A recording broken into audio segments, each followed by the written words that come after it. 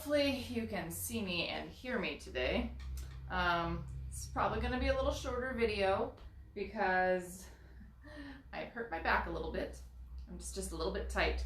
So I don't really want to sit on this stool for too long and, you know, cause myself more problems. But I did want to come on and talk a little bit about the spinning that I'm doing and how it relates to the Year of Self-Care, as well as the Spin Together Make-Along. So if you aren't aware, I've gotten back into spinning quite a bit, like a lot, since last July, and partially because I was inspired by all of you people to get my wheel out and show you how to spin and talk about various stuff with that, but also because some of my friends really like to spin.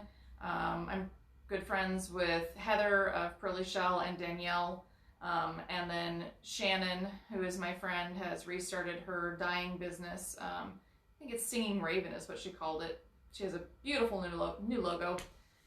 Anyway, and so I have been spinning a lot more, and because of that I've been participating in a lot of the spinning things that my friends have been involved in, and then I've drugged Tina into it because that's the fun part. And oh, I have a comment. What's this say? Oh, hey, Angelus. And anyway, one of those things that we did last fall was spin together, and one of the gals that helps moderate and put that on thought it would be really fun to do a selfish make-along, and I thought, well, that is perfect. It segues nicely with our Year of Self-Care. So I dug in my stash, which I talked about with you all, and I pulled out 4 braids of roving, and we'll talk about that in a second. I have 2 left that are still in roving form, so they're right here. So these are my last 2 braids, because I'm currently in the middle of spinning my second one. So I'm very proud of myself. I'm already into my second skein for both the Selfish Make-Along and my Year of Self-Care, because January, of course, was diving into my stash. And so I thought it would be really fun to make the yarn for my sweaters. So I have my first skein done. This is BFL and Silk, so it's Blue-Faced Leicester. That's a breed of sheep, if I haven't explained that before. And they have lovely, lovely fleece. They are one of my favorite. Everybody thinks merino is my favorite. Well, everybody thinks that merino is everyone's favorite. But you know what? I like Blue-Faced Leicester. It's one of my very favorite breeds to spin. Feels fabulous with that touch of silk in it. This is 85% Blue-Faced Leicester and 15% silk. I love this. It was a beautiful spin. I was fine. I was even. I had more yardage in here than I expected. So I ended up with about 456 yards in this first skein. Really proud of myself. It's a 3-ply 456 yard skein of BFL and silk. So really, really pleased with that. And I'm actually in my second, let me find it, my second third of my second skein. So here's my first third right here on this really cool Lazy Kate that I bought from Alexandra, the Art of Yarn.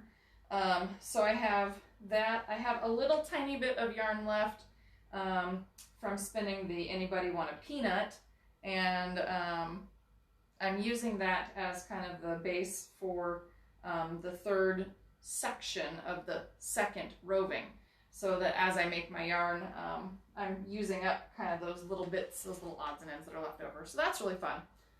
So that's what I'm spinning on. I don't know if you can see it, but I do have my wheel here with me, and I have my roving here. And you might notice that this looks a lot different than the braids that I was showing you a moment ago, right?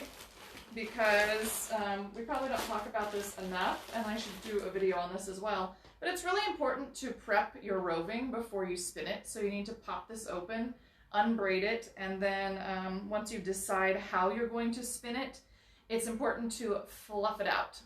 And you don't have to do this, I suppose, but I feel it's really important to do this because it gives me a much more even spin, and it allows me to control how much fiber I am feeding into my orifice, so that I can have a much more controlled spin, and it well, I just think it works better. So that's what I'm working on. I wanted to show you kind of some of the fun colors in this roving, and this is really beautiful stuff. I really, really love this stuff.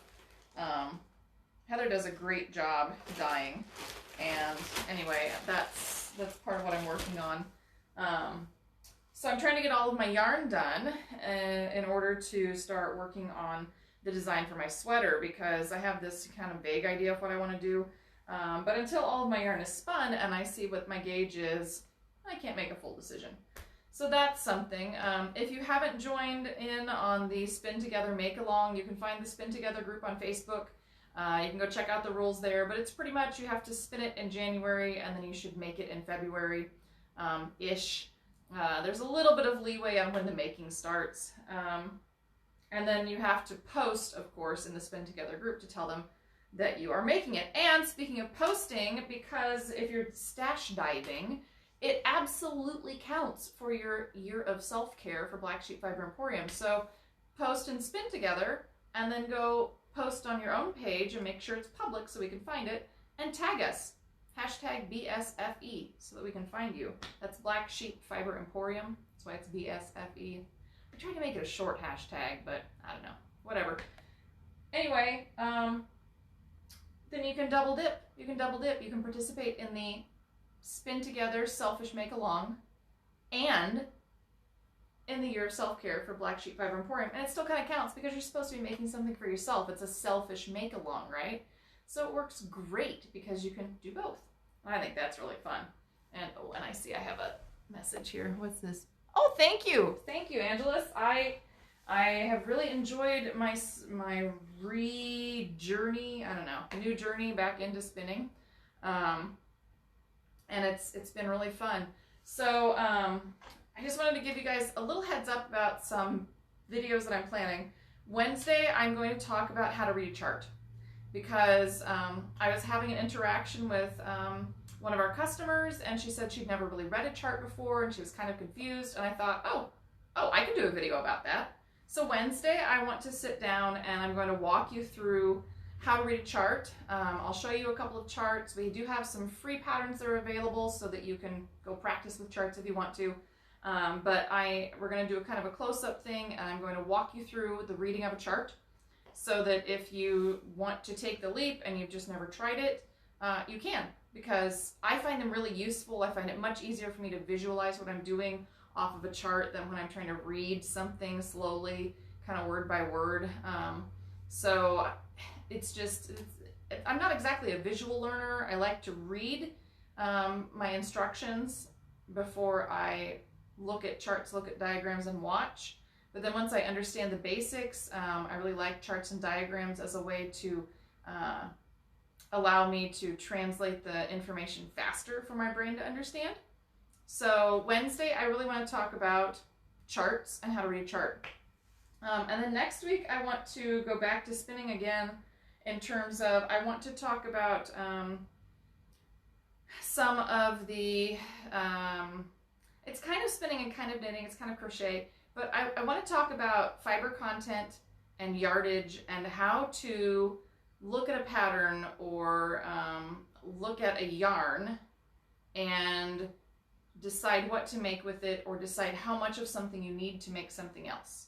So I kind of want to talk about how fiber content affects the weights of yarn and the yardage that you achieve for spinning.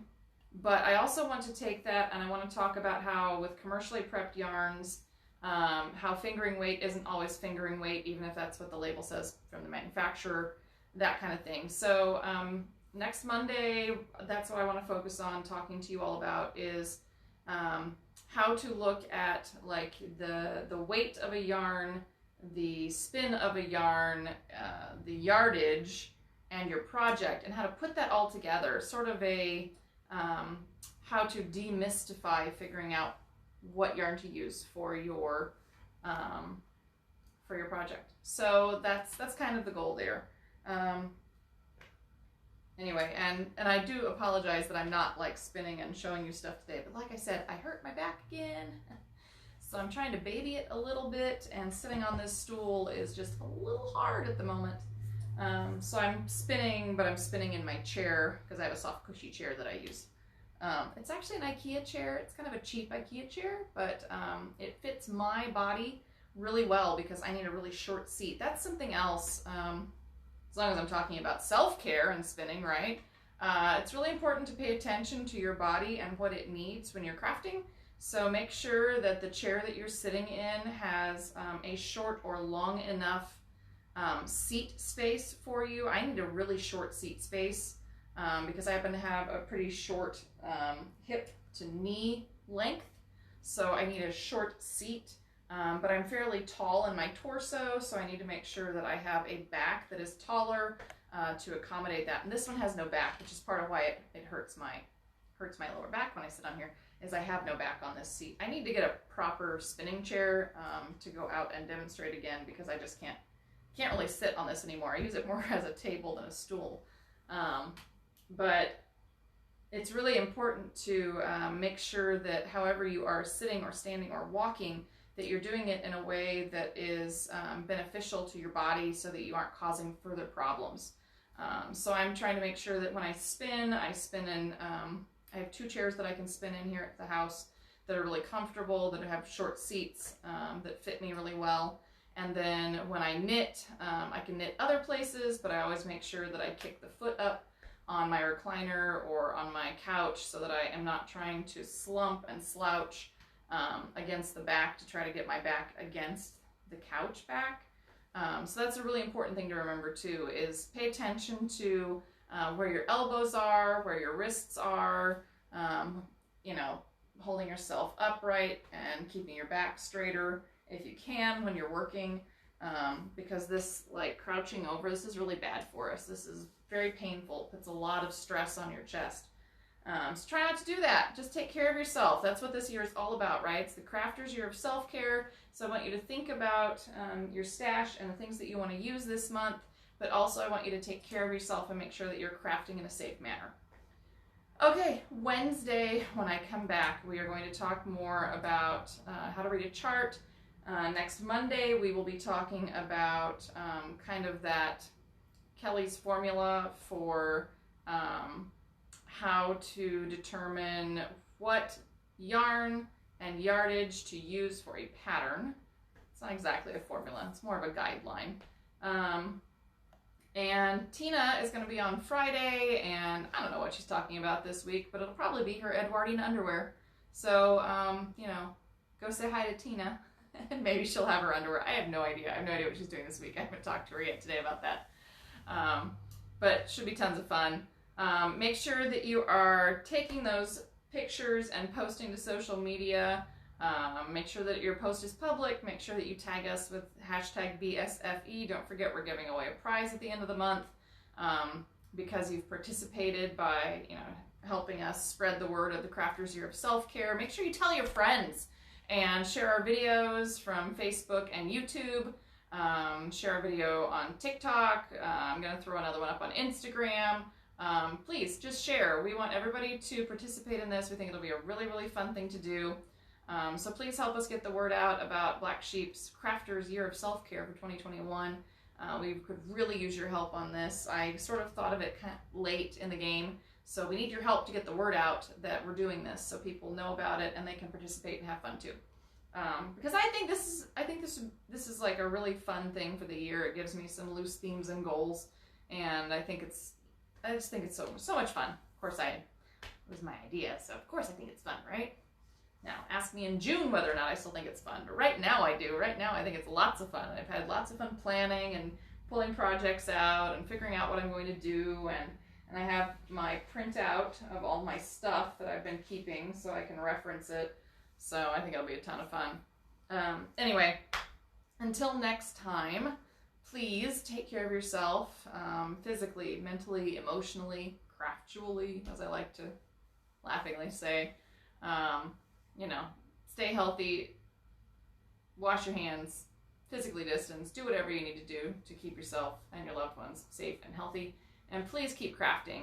I know it helps my mental health a lot. when I am able to craft even for a little bit every day. So I hope that it would help you as well. And I will see you on Wednesday when we talk about charts and how to read a chart. Okay? I'll see you next time.